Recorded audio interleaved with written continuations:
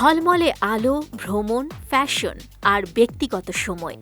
তারকাদের জীবনযাপন সবসময়ই সাধারণ মানুষের কৌতূহলের কেন্দ্রবিন্দুতে থাকে।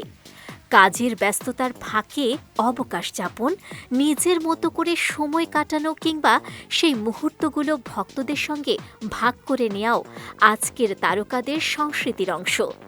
সামাজিক যোগাযোগ মাধ্যমে তারকাদের লাইফস্টাইলের ঝলক দেখতেই যেন মুখিয়ে থাকেন অনুরাগীরা।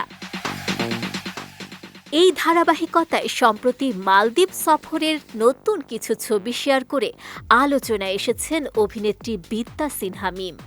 নীল সমুদ্র আর রিসর্টের মনোরম পরিবেশে কাটানো মুহূর্তগুলো তিনি তুলে ধরেছেন ছবির ফ্রেমে।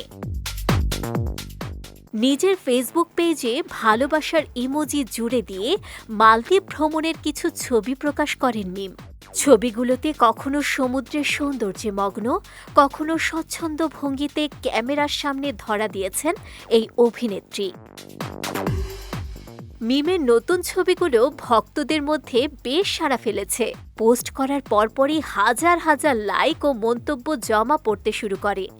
এ পর্যন্ত ছবিগুলোতে 20,000-এর বেশি প্রতিক্রিয়া এসেছে, যা তার জনপ্রিয়তারই প্রমাণ। ভ্রমণের পাশাপাশি কাজের দিক থেকেও ব্যস্ত সময় কাটাচ্ছেন মিম। সম্প্রতি নতুন প্রকল্পের সুখবরও দিয়েছেন তিনি। সর্বশেষ তাকে বড় পর্দায় দেখা গেছে রায়হান রাফির দামাল সিনেমায়।